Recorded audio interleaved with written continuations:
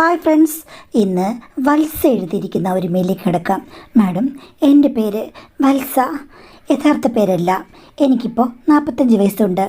ഭർത്താവ് ഒരു സ്വകാര്യ സ്ഥാപനത്തിൽ ജോലി ചെയ്യുന്നു. എനിക്ക് 2 മക്കളാണുള്ളത്.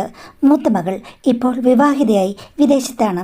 എൻ്റെ മകനും കഴിഞ്ഞ വർഷം കാനഡയിലേക്ക് പോയി. ഇപ്പോൾ ഞാൻ ഹസ്ബൻഡ് മാത്രമേ വീട്ടിലുള്ളൂ. ഞങ്ങളുടേത് ഒരു അറേഞ്ച്ഡ് മാരേജ് ആയിരുന്നു. എങ്കിലും 35 വയസ്സ് വരെ ഞങ്ങൾ രണ്ടുപേരും ഇണക്കുരുവികളെ പോലെ ആയിരുന്നു. 35 വയസ്സായി കഴിഞ്ഞപ്പോഴേക്കും എനിക്ക് ചെറിയൊരു ഓപ്പറേഷൻ വന്നു മാഡം. ഓപ്പറേഷൻ കഴിഞ്ഞ് വന്നപ്പോൾ എനിക്ക് ഭയങ്കര ക്ഷീണമായിരുന്നു. അത് കണ്ട് കുട്ടികൾക്ക് 2 പേർക്കും വല്ലാത്ത വിഷമമായി. എനിക്കെന്തെങ്കിലും സംഭവിക്കുമെന്ന് പേടിച്ചാകും അവർ 2 പേരും കൂടി എൻ്റെ മുറിയിൽ വന്ന് അപ്പുറത്തും ഇപ്പുറത്തുമായിട്ട് കിടന്നാണ് ഉറങ്ങിയത്. അങ്ങനെ ഞാനും ഭർത്താവും തമ്മിൽ ഏകദേശം 5-6 മാസത്തിന് ഗ്യാപ്പായി. അത് കഴിഞ്ഞ ശേഷമാണ് ഞാൻ നോർമൽ നിലയിലേക്ക് വന്ന് പിന്നീട് ഹസ്ബൻഡിൻ്റെ കൂടെ അവിടെ ബെഡ്റൂമിൽ പോയി കിടന്നുറങ്ങാൻ തുടങ്ങിയത്. ഞാൻ പഴയതുപോലെ മനസ്സുകൊണ്ട് ഒരുങ്ങിക്കഴിഞ്ഞിരുന്നു.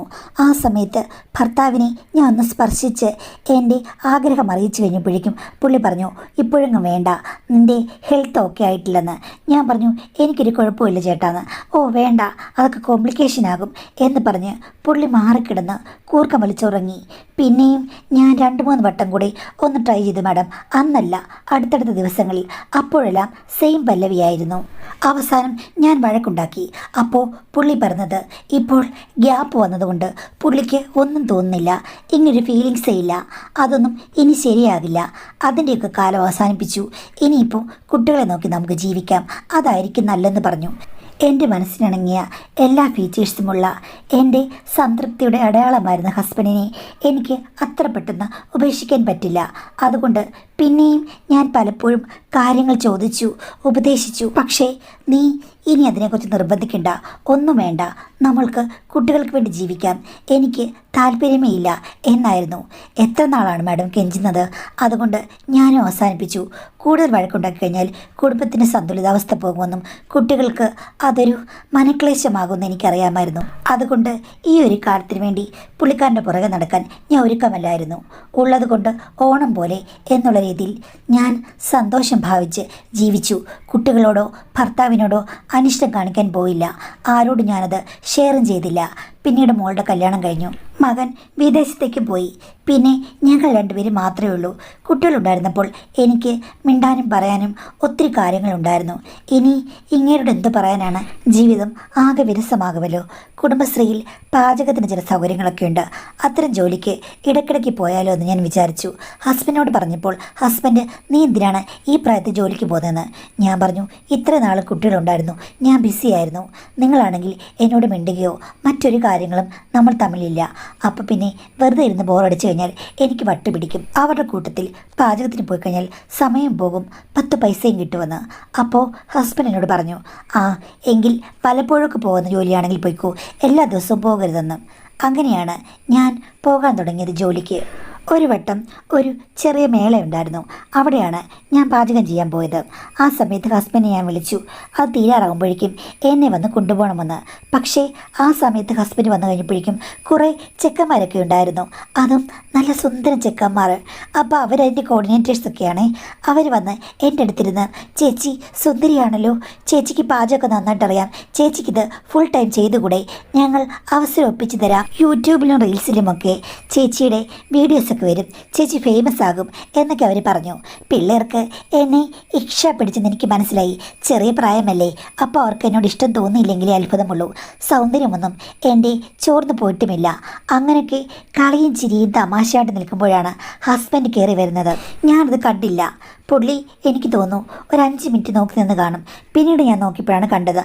ചേട്ടൻ വന്നു എന്ന് പറഞ്ഞ് അവരോട് ടാറ്റ പറഞ്ഞ് ഞാൻ കയറി പോരുകയും ചെയ്തു. പക്ഷേ വീട്ടിൽ വന്നു കഴിഞ്ഞ ഉടൻ ഹസ്ബൻഡ് എന്നോട് ചോദിച്ചത്, പാചകമാണെന്ന് പറഞ്ഞ് അണിഞ്ഞൊരുങ്ങി നടക്കുന്നത് ഇതിനാണോ? ഈ മേളയിലൊക്കെ പോയത് വേറെ ഉദ്ദേശത്തോടെയല്ലേന്ന്. ഞാൻ ചോദിച്ചു, എന്തുദ്ദേശം? അല്ല, ഞാൻ വന്നു കഴിഞ്ഞപ്പോഴേക്കും 5-6 കിളുന്ന പയ്യന്മാർക്ക് നടുവിൽ നിന്ന് നീ നിലവിളക്ക് പോലെ തിരുവാതിര കളിക്കുകയായിരുന്നല്ലോ. എന്താ നിന്റെ ഉദ്ദേശം? എല്ലാവർക്കും നമ്പരൊക്കെ കൊടുത്തോ? 5 പേരും ഒരുമിച്ചാണോ വരുന്നത്, അതോ ഓരോരുത്തരായിട്ടാണോ? ഞാൻ ഉറങ്ങിക്കഴിഞ്ഞ് വരുമെന്ന് അവർ വാഗ്ദാനം ചെയ്തോ എന്നൊക്കെ ചോദിച്ചു. ഞാൻ പറഞ്ഞു, തോന്നിയാസം പറയരുത്. ഞാൻ എൻ്റെ കാര്യത്തിന് പോയി. ആ പിള്ളേരൊക്കെ എൻ്റെ മക്കളാകാനുള്ള പ്രായമേ ഉള്ളത്. പക്ഷേ നിന്റെ ഇളക്കം കണ്ടിട്ട് എനിക്ക് അങ്ങനെയല്ല തോന്നിയെന്ന് ഹസ്ബൻഡ് പറഞ്ഞു. ഞാൻ പറഞ്ഞു, എങ്കിൽ നിങ്ങൾക്ക് തോന്നിയ പോലെ ഇരിക്കട്ടെ. ഈ കാര്യത്തിൽ നിങ്ങളുടെ സർട്ടിഫിക്കറ്റ് ആവശ്യമില്ല. പിള്ളേർ വരികയോ പോവുകയോ എന്ത് വേണമെങ്കിൽ ചെയ്തോട്ടെ. നിങ്ങൾക്കെന്തായാലും ഒരാവശ്യവുമില്ലല്ലോ. ആവശ്യക്കാർക്ക് ഔചിത്യം പാടില്ലെന്നല്ലേ. അതുകൊണ്ട് പിള്ളേർക്ക് ചിലപ്പോൾ തോന്നിക്കാണും. തോന്നിയെങ്കിൽ നടക്കട്ടെ എന്നൊക്കെ ഞാൻ അവിടെയും ഇവിടെയും തൊടാതെ പറഞ്ഞു. മാക്സിമം ചൊടിപ്പിക്കുക എന്നുള്ളതായിരുന്നു എൻ്റെ ലക്ഷ്യം. എന്നോടിനി വഴക്കുണ്ടാക്കാൻ വന്നാലും എനിക്കൊരു ചുക്കുമില്ല. മക്കളുള്ളപ്പോൾ ആ പേടിയുണ്ടായിരുന്നു. ഇപ്പം ഇങ്ങനെ പേടിക്കേണ്ട കാര്യമൊന്നുമില്ല.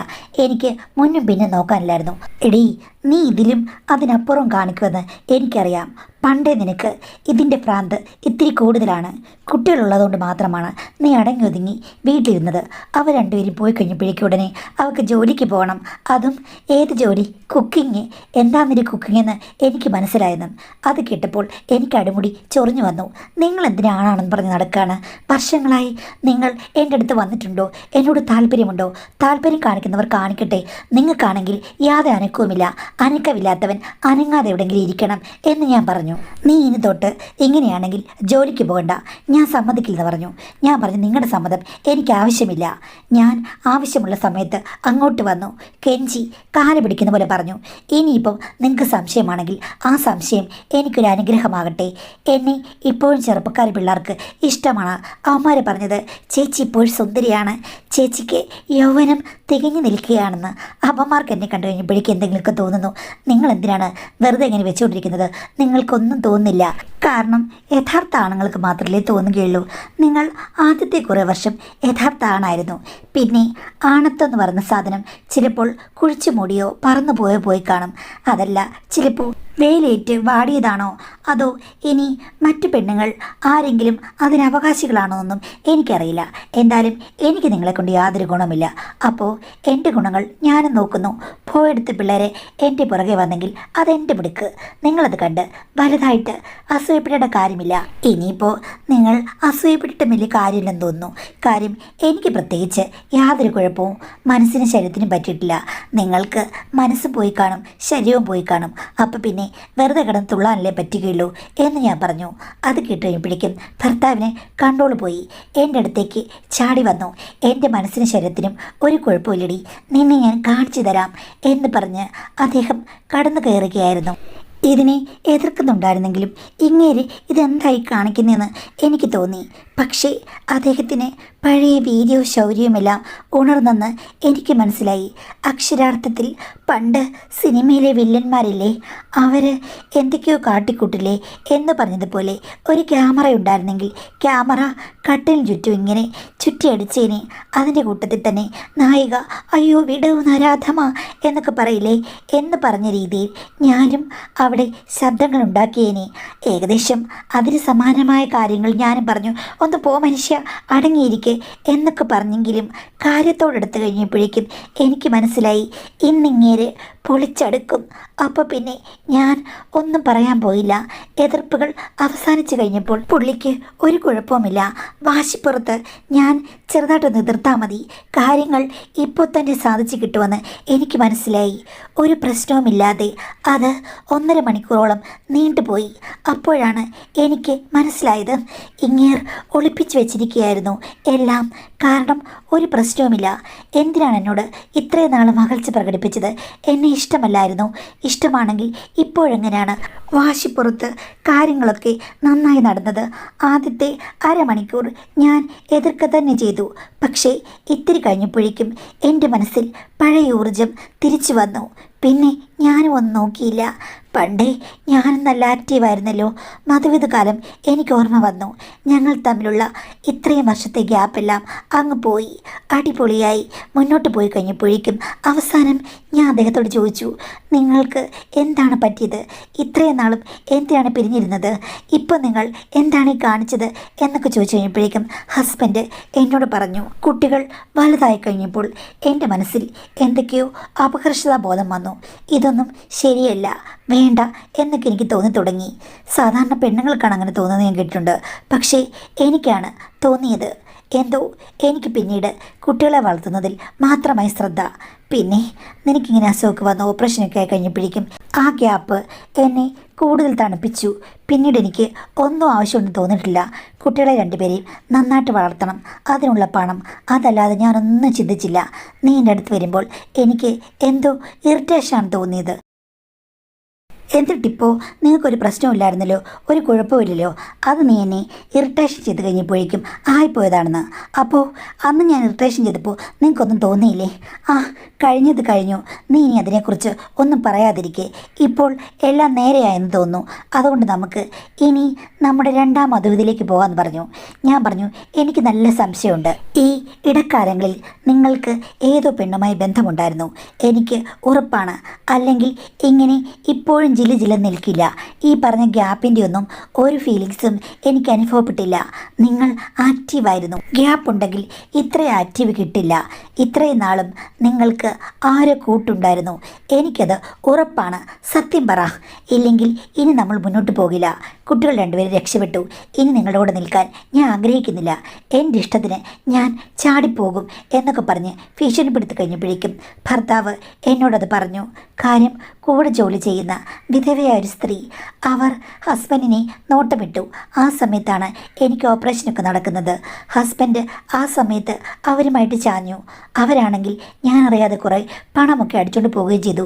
ഇപ്പം 3-4 വർഷമായിട്ട് അവരുമായി യാതൊരു ബന്ധവുമില്ല. അവർ ആ ഓഫീസിൽ നിന്ന് പോവുകയും ചെയ്തു. വേറെ ആരോ കല്യാണം കഴിച്ച്. പക്ഷേ എങ്കിലും ഹസ്ബൻഡിന് അവരോട് ഒരു പ്രേമബന്ധമുണ്ടായി. അതുമാത്രമല്ല, അവർ നല്ലൊരു മിടുക്കിയായിരുന്നു.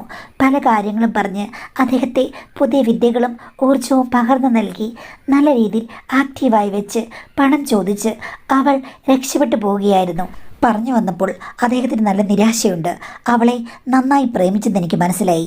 ഞാൻ ശരിക്കും വിഡ്ഢിയാക്കപ്പെടുകയായിരുന്നു. ഇനിയിപ്പോൾ ഇങ്ങനെ എത്ര നല്ലവനാണെങ്കിലും എനിക്കത് ക്ഷമിച്ച് പഴയതുപോലൊന്നും ആകാൻ പറ്റില്ല. ഞാനത് തുറന്നു പറഞ്ഞു. നിങ്ങൾ നിങ്ങളുടെ ജീവിതം ആവോളം എൻജോയ് ചെയ്തു. ഞാൻ വർഷങ്ങളോളം വെറുതെ ഇവിടെ കുട്ടികളെയും വളർത്തി എല്ലാം ഉള്ളിലൊതുക്കി വെറും വിഡ്ഢിയാക്കപ്പെടുകയായിരുന്നു. അതുകൊണ്ട് ഞാൻ ഒരു കാര്യം പറയാം. നിങ്ങളുടെ ഭാര്യയായിട്ട് ഒന്നുകിൽ പഴയതുപോലെ രണ്ടുപേരും അങ്ങോട്ടും ഇങ്ങോട്ടും യാതൊരു ബന്ധവുമില്ലാതെ ഇവിടെ കഴിയും. ഇനി അതല്ല, ഇന്നത്തെ പോലെ മിക്ക ദിവസങ്ങളിലും ആവർത്തിക്കണം. പഴയ സ്നേഹവും സഹകരണവും അത്യാവശ്യമെങ്കിലും ഉണ്ടാവണമെങ്കിൽ എനിക്കും എൻ്റെ ജീവിതത്തിൽ ഇഷ്ടമുള്ള ആരെങ്കിലുമൊക്കെ ഇടയ്ക്കിടയ്ക്കെങ്കിലും വരണം. കാര്യം, നിങ്ങൾ കണ്ടിന്യൂസ് ആയി എത്രയോ വർഷം ജീവിതം ആസ്വദിച്ചു. അപ്പോൾ ഞാനെതിനാണ് വെറുതെ നിൽക്കുന്നത്? ഇപ്പോൾ നിങ്ങൾ പറഞ്ഞു ഞാൻ കൊച്ചു പയ്യന്മാരുടെ ഇടയിൽ കിടന്ന് വിരകുകയായിരുന്നെന്ന്. പക്ഷേ അവർക്ക് ചിലപ്പോൾ അങ്ങനെ മോഹം കാണുമായിരിക്കാം. പിള്ളേർ എന്നെ ശ്രദ്ധിക്കുന്നത് ഞാൻ കണ്ടു. ഞാനാണെങ്കിൽ നല്ല വിചാരത്തോടു കൂടി അവിടെ നിന്നും പോരുകയും ചെയ്തു. പക്ഷേ ഞാൻ മനസ്സിൽ പോലും ഉദ്ദേശിക്കാത്ത കാര്യങ്ങളാണ് നിങ്ങൾ പറഞ്ഞത്. അതുമാത്രമല്ല, നിങ്ങളുടെ യഥാർത്ഥ സ്വഭാവം ഒന്ന് മനസ്സിലാക്കാനും ആ സംഭവം ഉപകരിച്ചു. അപ്പോൾ എനിക്ക് ഡിമാൻഡ് പോയിട്ടില്ല. ചെയ്യാത്ത കാര്യത്തിന് ഞാൻ പഴി കേൾക്കുകയും ചെയ്തു. എല്ലാം കൊണ്ടു നടന്ന നിങ്ങൾ മിടുക്കൻ, ഞാനാണെങ്കിൽ വല്ലാത്ത സ്ത്രീയും. അത് നടക്കില്ല. ഇനിയിപ്പോൾ എനിക്ക് കിട്ടുന്ന അവസരങ്ങൾ ഞാൻ എപ്പോഴാണെങ്കിലും മുതലാക്കും. നിങ്ങളിപ്പോൾ ഇനി ആരുടെ കൂടെ എങ്ങനെ പോയെന്ന് പറഞ്ഞാൽ എനിക്കൊന്നുമില്ല. വിവാഹമോചനമാണെങ്കിലും എനിക്ക് യാതൊരു പ്രശ്നവുമില്ല. മക്കളോട് ഞാനങ്ങ് പറഞ്ഞോളാം. ഇനിയിപ്പോൾ അവർ രക്ഷപ്പെട്ടല്ലോ, എന്നെ അവർ വെറുക്കുകയാണെങ്കിലും കുഴപ്പമില്ല, ഞാൻ എങ്ങനെയെങ്കിലും ജീവിച്ചോളാം എന്ന് പറഞ്ഞു. ഭർത്താവ് പല കഥകളും പറഞ്ഞ് തെറ്റിന് മാപ്പപേക്ഷിച്ചു. ഞാൻ പറഞ്ഞു, പറ്റില്ല. കാര്യം, അഡ്ജസ്റ്റ്മെൻ്റ് ഇല്ലാതെ ഇനി ജീവിക്കാൻ പറ്റില്ല. സർവ്വസഹായ ജീവിക്കുക എന്നുള്ള കാര്യം ഞാൻ വിട്ടു. നിങ്ങൾക്കാകാമെങ്കിൽ എനിക്കുമാകാം. എനിക്ക് സ്വാഭാവികമായിട്ട് എന്തെങ്കിലും തോന്നുകയാണെങ്കിൽ ഞാനിനി അതിലേക്ക് കടക്കും. അതിന് നിങ്ങൾ തടസ്സം നിൽക്കരുത്. അങ്ങനെ വളരെ അണ്ടർസ്റ്റാൻഡിംഗ് ആയിട്ട് പോകുകയാണെങ്കിൽ മാത്രം നമുക്ക് രണ്ടു കൂടെ ഈ കൂരയ്ക്കുള്ളിൽ കഴിയാം. അല്ലെങ്കിൽ എന്നെ കിട്ടില്ല എന്ന് ഞാൻ വാശി പിടിച്ചു. കാര്യം, അത്രയും വാശിയെങ്കിലും ഞാൻ കാണിക്കേണ്ട മാഡം. അല്ലെങ്കിൽ ഞാൻ ഒരു മണ്ടിയായി പോയില്ലേ? ഇത്ര നാൾ ഞാൻ എന്തിനാണ് സഹിച്ചത്? കുട്ടികൾക്ക് വേണ്ടി. കുട്ടികൾ രക്ഷപ്പെട്ടു. ഇനിയിപ്പം അതിൻ്റെ ആവശ്യമില്ല. അതുകൊണ്ട് ഞാൻ ഒറ്റക്കാൽ തന്നെ നിന്നു. കാര്യം, ഇങ്ങനെ ഒന്നുകിൽ നേരെയാക്കിയെടുക്കണം. എനിക്കും പുതിയ പുതിയ അനുഭവങ്ങൾ വേണം. എല്ലാ തെറ്റും ക്ഷമിച്ച് ഞാൻ മുന്നോട്ട് പോയി കഴിഞ്ഞാൽ എൻ്റെ ജീവിതം പണ്ടത്തേനേക്കാൾ പിന്നത്തെയാകും. വേണ്ട, അങ്ങനെ വേണ്ടാന്ന് വെച്ച് ഞാൻ കല്ല് പോലെ ഉറച്ചു നിന്നു. ഏകദേശം 2-3 ആഴ്ച അങ്ങയുടെ പിണക്കവും വാശിയും ഒക്കെ ഉണ്ടായിരുന്നു. ഞാൻ ഒന്നും ശ്രദ്ധിച്ചില്ല. ഇനിയിപ്പം വരുന്നിടത്ത് വെച്ച് കാണാം എന്ന് വിചാരിച്ച് ഞാൻ ജോലിക്ക് പോവുകയും ഒക്കെ ചെയ്തു. അവസാനം പുള്ളി ഇങ്ങോട്ട് വന്ന് സംസാരിച്ചു. അങ്ങനെയാണെങ്കിൽ നമുക്ക് ഒരു സമവായത്തിൽ പോകാം. നീ പുറത്തിറങ്ങി പ്രശ്നങ്ങളൊന്നും ഉണ്ടാക്കരുത്. ഞാനും പുറത്തിറങ്ങി പ്രശ്നങ്ങളൊന്നും ഉണ്ടാക്കില്ല. നമ്മൾ രണ്ടുപേരും അങ്ങോട്ടും ഇങ്ങോട്ടും അറിഞ്ഞുകൊണ്ട് പരസ്പരം എന്തെങ്കിലും കാര്യമുണ്ടെങ്കിൽ അത് പറഞ്ഞ് നമുക്ക് മുന്നോട്ട് പോകാം. പിന്നെ പുറത്തേക്കും നീ കറങ്ങി നടക്കരുത്. അതൊക്കെ വലിയ നാണക്കേടിനിടയാക്കും. ആണുങ്ങൾ നടന്നു കഴിഞ്ഞാൽ ആളുകൾ ശ്രദ്ധിക്കില്ല, പക്ഷേ പെണ്ണുങ്ങൾ പോയി കഴിഞ്ഞാൽ ശ്രദ്ധിക്കും. കുട്ടികളാണെങ്കിലും അവർക്ക് നാണക്കേടാകും. അതുകൊണ്ട് വീട്ടിൽ തന്നെ നീ എന്ത് വേണമെങ്കിലും വായിക്കോ. നിനക്കതിനുള്ള സൗകര്യങ്ങളൊക്കെ ഞാൻ ഒരുക്കിത്തരാം. അങ്ങേര് അയഞ്ഞു തുടങ്ങിയെന്ന് എനിക്ക് മനസ്സിലായി. ഭർത്താവ് തുടർന്നു. ഞാൻ ഒരു കാര്യം പറയാം. ഒത്തിരിയൊന്നും അലഞ്ഞു തിരിഞ്ഞ് നടക്കുന്നത് നല്ലതല്ല. കാര്യം ഞാനിപ്പോൾ അങ്ങനൊരു ബന്ധമുണ്ടാക്കി. ഞാൻ പറഞ്ഞതുകൊണ്ട് നീ അറിഞ്ഞു. നിനക്കൊരു സംശയം ഉണ്ടായിരുന്നുള്ളൂ. അല്ലാതെ അതിൻ്റെ ഒരു തെളിവ് പോലും കുട്ടികൾക്കോ നാട്ടുകാർക്കോ വീട്ടുകാർക്കോ ബന്ധുക്കൾക്കോ നിനക്ക് പോലും അറിയാതെ ഞാൻ മാനേജ് ചെയ്തു. അങ്ങനെ വേണം. നിനക്കങ്ങോട്ട് ബന്ധമുണ്ടായെന്ന് പറഞ്ഞാലും നീ എങ്ങനെ മാനേജ് ചെയ്യണം? വീട്ടിലായിരിക്കണം ഈ കാര്യങ്ങളെല്ലാം നടക്കേണ്ടത്. അല്ലാതെ പുറത്ത് കറങ്ങി നടന്നാലോ വേറെ ഏതെങ്കിലും റൂമുകളിലോ എവിടെയെങ്കിലും പോയി കഴിഞ്ഞാൽ ആളുകൾ ശ്രദ്ധിക്കും. അതുകൊണ്ട് ഈ വീട്ടിൽ നിനക്ക് എല്ലാ കാര്യങ്ങൾക്കും സ്വാതന്ത്ര്യമുണ്ട്. പിന്നെ ഞാൻ ഒരു കാര്യം പറയാം. ഒത്തിരി ആളുകൾ അതൊരിക്കലും പാടില്ല.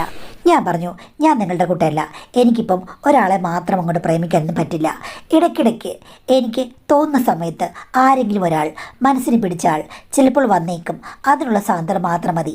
അല്ലാതെ ഒരാളുമായിട്ട് മാത്രം നിങ്ങളുടെ കൂട്ട് പ്രേമം നടിച്ച് അവസാനം പൈസയെല്ലാം പോയി എനിക്ക് ഇതേ കൂടെ അങ്ങോട്ടും ഇങ്ങോട്ടും ഊഞ്ഞാലായിട്ട് നടക്കാൻ പറ്റില്ല എന്ന് പറഞ്ഞു. അത് കേട്ട് കഴിഞ്ഞപ്പോഴേക്കും ഹസ്ബൻഡ് പറഞ്ഞു, ശരി, ഞാൻ അത് സമ്മതിച്ചു. അതേപോലെ തന്നെ എൻ്റെ രീതി വ്യത്യസ്തമാണ്. എനിക്ക് ഒത്തിരി ആളുകൾ വേണമെന്നൊന്നുമില്ല. പക്ഷേ ഒരാൾ, ആ ആളോട് എനിക്ക് കുറച്ച് പ്രേമമുണ്ട്. പ്രേമിച്ച് കുറച്ച് ദിവസം നടക്കണം. അത് കഴിഞ്ഞ ശേഷം മാത്രമാണ് ബന്ധം. അതാണ് എൻ്റെ ലക്ഷ്യം. കാരണം നമ്മളുടേത് ഒരു അറേഞ്ച്ഡ് മാരേജ് ആയിരുന്നു. പക്ഷേ എൻ്റെ മനസ്സിൽ ശരിക്കും എനിക്ക് പ്രേമിച്ച് കല്യാണം കഴിക്കണമെന്നായിരുന്നു. ഇപ്പോൾ ഉണ്ടായ ആ ബന്ധത്തിലെ ആ സ്ത്രീ വന്നു കഴിഞ്ഞപ്പോഴേക്കും ഞാൻ അവളുമായിട്ട് പ്രേമം പോലെ തന്നെയായിരുന്നു. പക്ഷേ അവസാനം ചതി പറ്റിയെങ്കിലും ഇനിയും ഒരു ബന്ധമുണ്ടാക്കിയാലും അത് ഒരു പ്രേമം പോലെ നടന്നു പോകുന്നതാണ് എനിക്കിഷ്ടമെന്ന്. ഇതൊക്കെ കിട്ടുകഴിഞ്ഞപ്പോൾ എനിക്ക് നന്നായിട്ട് ചൊറിഞ്ഞു വന്നു. ഞാനും എന്തൊക്കെയോ പറഞ്ഞെങ്കിലും അങ്ങേർക്ക് അങ്ങയുടെ ഇഷ്ടം, എനിക്ക് എൻ്റെ ഇഷ്ടം, ആ രീതിയിൽ അംഗീകരിച്ചെങ്കിൽ മാത്രമേ കാര്യങ്ങൾ നടക്കൂന്ന് എനിക്ക് മനസ്സിലായി. എന്തായാലും എൻ്റെ വീട്ടിൽ അവസരങ്ങൾക്ക് സാധ്യതയുണ്ട്. അപ്പോൾ ഇനി ജോലിക്ക് പോയി കഴിയുമ്പോഴേക്കും വരുന്നവരിൽ നിന്നും ആൾക്കാരുടെ ഫോൺ നമ്പർ കളക്ട് ചെയ്ത് നല്ല ബന്ധങ്ങൾ ഉണ്ടാക്കിയെടുക്കണമെന്ന് ഞാൻ വിചാരിച്ചു. പക്ഷേ ആദ്യമൊന്നും അത് ഫലവത്തായി നടന്നില്ല. പക്ഷേ എൻ്റെ ഡ്രസ്സിങ് സ്റ്റൈലൊക്കെ ഞാനൊന്ന് മാറ്റി. ഇത്തിരി എക്സ്പോസ്ഡ് ആയിട്ടൊക്കെ ഗ്ലാമറസ് ആയിട്ട് ഞാൻ വസ്ത്രം ധരിക്കാൻ തുടങ്ങി. അങ്ങനെ പല കാര്യങ്ങൾക്കും ഞാൻ പങ്കെടുത്ത് കഴിഞ്ഞപ്പോഴേക്കും പലരും എൻ്റെ അംഗചലനങ്ങൾ മനസ്സിലാക്കി നമ്പർ ചോദിക്കാൻ വന്നു. നമ്പർ ഇഷ്ടമുള്ളവർക്ക് കൊടുത്ത് ഞാനും നമ്പർ ഇറക്കി. അവന്മാർ പ്രേമിച്ചതുപോലെ സൊള്ളിക്കഴിഞ്ഞപ്പോൾ ഞാനും തിരിച്ച് അങ്ങനെ തന്നെ സൊള്ളി. കാര്യം പ്രേമിക്കുന്ന രീതിയിലുള്ള ബന്ധങ്ങൾക്ക് നല്ല ഔട്ട്കം തരാനാകും. കുട്ടാ, എനിക്ക് നിന്നോട് ഇഷ്ടമാടാ, പ്രേമമാടാ എന്നൊക്കെ പറഞ്ഞു കഴിഞ്ഞാൽ ആണുങ്ങളിൽ 90% പേരും വീണു പോകും. അങ്ങനെയുള്ളപ്പോൾ പെണ്ണുങ്ങൾക്ക് ഒത്തിരി പ്രയോജനങ്ങളുണ്ട്. അവന്മാരങ്ങ് ഗാഢമായി സ്നേഹിക്കും. അവിടെ എപ്പോൾ രസം കൂടുതലായിരിക്കും. അതുമാത്രമല്ല, പണമോ എന്ത് സമ്മാനം വേണമെങ്കിൽ കിട്ടും. കാര്യം എൻ്റെ ഭർത്താവ് തന്നെ ഉദാഹരണം. അങ്ങനെ പ്രേമം മോഹിച്ചു പോയി. അവളാണെങ്കിൽ പറ്റിക്കുകയും ചെയ്തു. അപ്പോൾ എനിക്ക് പറ്റിക്കണമെന്നൊന്നുമില്ലെങ്കിലും പ്രേമം അഭിനയിക്കാൻ ഒരു ബുദ്ധിമുട്ടും ഉണ്ടായിരുന്നില്ല. അതുകൊണ്ട് തന്നെ ഒരു 2 മാസത്തിനുള്ളിൽ എനിക്ക് അടിപൊളിയായിട്ടുള്ള ഒരു ഫ്രണ്ടിനെ കിട്ടി. ഫ്രണ്ടെന്ന് പറയുമ്പോൾ അവന് 25 വയസ്സ് മാത്രമേ ഉള്ളൂ. ഇപ്പോൾ അങ്ങോട്ട് പഠിത്തം കഴിഞ്ഞ് ഒരു ജോലിക്ക് പ്രവേശിച്ചതാണ്. അവനാണെങ്കിൽ എന്നോട് ആൻറ്റി ആൻറ്റി എന്ന് വിളിച്ചിട്ട് ഭയങ്കര സ്നേഹം. അവനെ വീട്ടിലേക്ക് കൊണ്ടുവരാൻ എൻ്റെ മനസ്സ് വെമ്പി. ഭർത്താവിനോട് ചോദിച്ചു കഴിയുമ്പോൾ ഭർത്താവ് പ്രശ്നങ്ങളൊന്നും ഉണ്ടാക്കരുത് എന്ന് പറഞ്ഞ് എനിക്ക് അനുമതി നൽകി. അദ്ദേഹവും ശ്രദ്ധയിലാണ്. എന്ത് ശ്രദ്ധയെന്ന് വെച്ച് കഴിഞ്ഞാൽ ഒത്തിരി ചാറ്റും മറ്റു കാര്യങ്ങളിലും തിരയുകയാണ്. ശ്രദ്ധയോടുകൂടി ഒരു പുതിയ പ്രേമം ആയിക്കോട്ടെ എന്ന് ഞാനും വിചാരിച്ചു. പക്ഷേ എനിക്ക് കാര്യങ്ങൾ പെട്ടെന്ന് നടന്നു. ഈ വന്ന എൻ്റെ മനസ്സ് കവർന്ന പയ്യൻ, അവൻ എനിക്ക് ഒരു ഉൾത്തുണയായി. ഭർത്താവിനോടുള്ള വാശിയാണോ അതോ ഇത്രയും കാലത്തെ മനോവിഷമമാണോ, ഗ്യാപ്പാണോ എന്നൊന്നും എനിക്കറിയില്ല. എനിക്ക് വളരെ ആവേശമാണ്. ആവേശം അനിയന്ത്രിതമാണ്.